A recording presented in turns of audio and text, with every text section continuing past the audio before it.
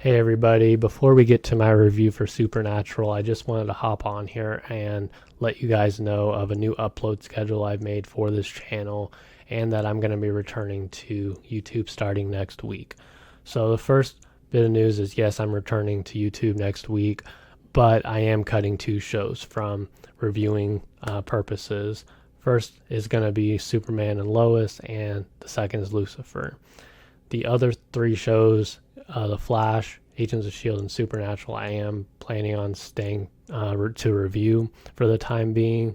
So it's going to start with my episode 4 reviews for all three of those shows starting on Monday, then Wednesday, then Friday. Each of those days I'm going to be uploading, and then the days before it, prior to it, I'm going to be sitting down to watch the episode, record my review, edit my review, and then upload it to YouTube once it's exported and all that. So I just kind of want to hop on here, let you guys know that I am coming back.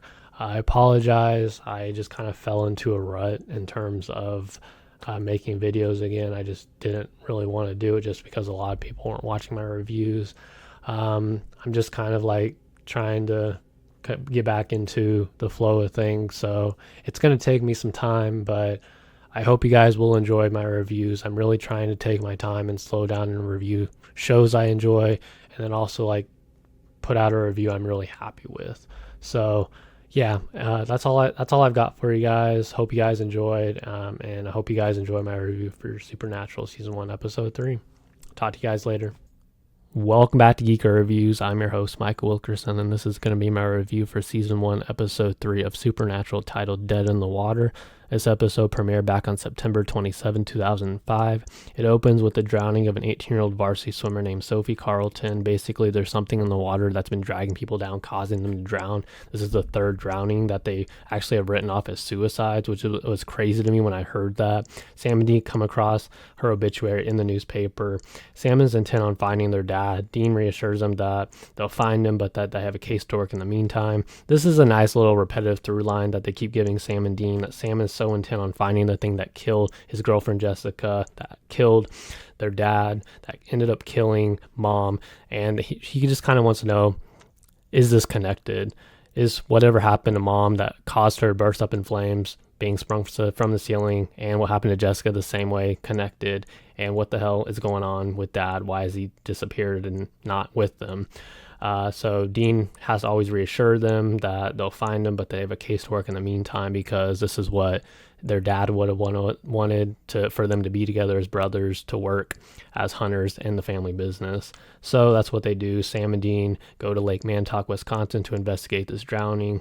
There, they interview Sophie's brother, Will Carlton, that tells him she was about 100 yards out when she got dragged down. Dean asked if she drowned. Will said there's no way, since she's a varsity swimmer, which is fair. Sam asked if they can talk to his father. Will said that he's not up for it, as you know, he's been through a lot, and that makes sense. Bill Carlton, his dad, has been through a lot. He just lost his daughter, and later in this episode he actually ends up losing Will in a sink drowning, which I have some negatives and some positives about how his character was presented, which I'll get to a little bit later. But let's move on here to Sam and Dean questions the sheriff, Jake Barr, on the drowning. Jake says there's nothing big enough to basically would be able to pull down a person. Dean brings up it's the third missing body that year. Sheriff says it won't be a problem since the dam is falling apart and the feds won't be able to fund them a grant to repair it. I feel like he was a very predictable villain. He's that kind, has that demeanor of a sheriff that just wants to protect his town, and yet he'll cover up anything to do that. Like, he wants to be presented as like the most perfect person, perfect sheriff, perfect park ranger type person, defending this town. But he actually does have some secrets he's been keeping and buried for years, literally. So I will get to that in a second, but I will say he was a pretty predictable villain. His daughter, Andrea Barr, along with her son, Lucas, enter his office. Lucas doesn't talk. Sam asks if he's okay. Sheriff says he's been through a lot, which is fair. Lucas is the kind of character that does not talk this episode, which is kind of like actually not as crazy as you might think it is, considering how much hell he's been through. He lost his dad. We actually find out that his dad and him were on like a fishing trip, and basically his dad ends up drowning because of this thing. It's one of them. And so he's just built up with all this trauma. And later he ends up even seeing like his experience, like his mom being dragged down in the water in the bathtub, and almost drowning and killing her. So I'm like, Jesus Christ, how much more trauma can this kid take? His daughter, Andrea Barr, along with her son, Lucas, enter his office. Lucas, like I said, doesn't talk much. Sam asks if he's okay. Sheriff says he's been through a lot. Dean asks if she can walk him and Sam to a cheap motel, which was kind of a funny gag because they kind of present Dean and take him so far out of his element this episode, which was crazy. Basically, like, he can't talk to the waitress at the beginning in the diner for whatever reason, even though she's into him. Like, that's fun to Sam, even though Sam has to kind of keep him on track. And then he can't most notably talk to this girl named Andrea that always has the flirt's eyes for him, and I could tell that like she's into him. Like, obviously they're each other's type, but also it's like Sam makes a joke that Dean doesn't like children or love children, even though Dean says he does. And I honestly don't buy it as a joke per se, just because I feel like Dean is the kind of character, when that's presented so far in these 3 episodes, that he cares for his brother, he'll look after him because of his dad. So like, how could he not really love children? I know it's more played for laughs and stuff like that, just so Dean can maybe hook up with the wife or whatever later, or with Andrea basically, but it's still kind of funny and cute. Andrea sees through his flirt, says it must be hard with your sense of direction to find a way to decent pickup line. I mean, damn, but she ain't wrong, Dean. Like, you gotta get better at flirting with women. You have the looks. You could probably pick her up and take her to a motel and stuff like that. You'll be fine. Also, Sam and Dean doesn't like kids. Like I said, it's this funny little joke they have. Sam and Dean look at the Lake Manitowoc Tribune.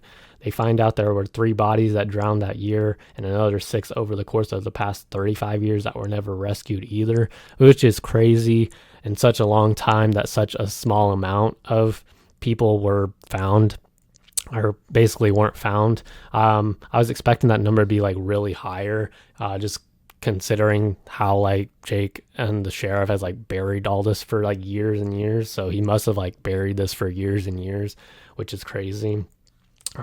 Just to like have a good image, like good name to his image, I guess. But it is what it is. Like I said, he's a pretty predictable villain. They also find out Lucas was out swimming with his father, Christopher, when he was on a wooden platform. Chris drowned 2 hours before the kid got rescued, which it took 2 hours for the kid to get rescued. That's kind of crazy, honestly.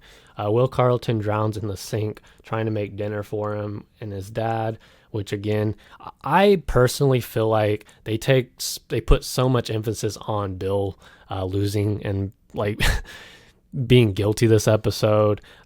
Basically, the whole twist is that there's a thing named Peter down in the water that's dragging people down, going after people that the sheriff and Bill love, basically. So they go after, they kill his daughter Sophie first in the beginning, then they kill Will in a sink drowning, then they go after Andrea, and then they actually do try to go after Lucas later in the episode, which is crazy to me that they, are going that far into it. And I'm just surprised that like Bill would risk his family just because he and the sheriff bullied Peter that much and it got out of hand. I'm just surprised he would go to that lengths just to do it that much, just because he is so broken. I'm like, do you really want to do that? I know the intent is, I get the intent behind it, but I also feel like you're gonna have a family. You have a family, dude. Like, take care of them. Quit bullying people that don't want to be bullied just because they're a little weird. Like, let people be people. And that's why I always tell people, like, be kind to whoever. You don't know what, they're going on in their lives and stuff like that. But basically, yeah, we end up getting like series of events where he basically is drowning Andrea in the bathtub. Lucas has to, ask for help from Sam and Dean that have to rescue her. And he's a character that doesn't talk a lot this episode, which I found to be interesting. I think it actually worked with his trauma and what they were trying to tell with the story of his trauma, losing all these people and almost losing his dad, almost losing his mom. Of course, he wouldn't want to talk to anybody, so he draws these pictures and gives them to Dean, which, actually I feel like works. A lot of people criticize this, and I understand why. Maybe he doesn't talk enough, so you don't really know much about his character, but I feel like you don't really need to know much about his character. It's all in the trauma there. You see how much, shit and people he's almost lost as a young kid that no kid should ever go through, which is crazy. But, Sam and Dean end up, trying to track this thing down, getting it. Lucas actually gets almost dragged in the water, so Sam and Dean have to kind of go after him in the water and try to save and rescue him. That leads all to near the end of it where, the sheriff gets taken and I think he ends up getting arrested, stuff like that. But yeah, other than that, not a lot happened this episode. I had some issues with some of the Bill stuff just because I feel like he brought a lot of that on himself, sadly. As, messed up as that is, he lost his kids and stuff like that and broken, and that was the idea, him being guilty, but I feel like I couldn't sympathize too much with him in that sense. But yeah, I think the whole Lucas and Dean thing, giving him photos, giving him clues, that kind of thing actually worked. I think, Sam always wanting to try to find the dad, but can't because they still are in that whole monster of the week formula type thing in the early beginning of the seasons, yes, but also because this is what their dad would have wanted more or less for a narrative standpoint, which makes sense. But overall, I'm going to give this episode at least, I've been going back and forth on this, but I'm going to probably give it at least a 7 out of 10. I enjoyed it. There's some things I had some issues with, but overall, I thought it was a pretty decent episode. I don't think it was as good as the pilot. The second episode, I actually enjoyed a little bit more than this one, but I think it's still pretty solid narrative of what they were trying to tell with everything, and they had some funny, cute jokes and moments in there, especially with Andrea and Dean and the kid and all that. So yeah, but I would say it's bogged down with the sheriff being a pretty predictable villain.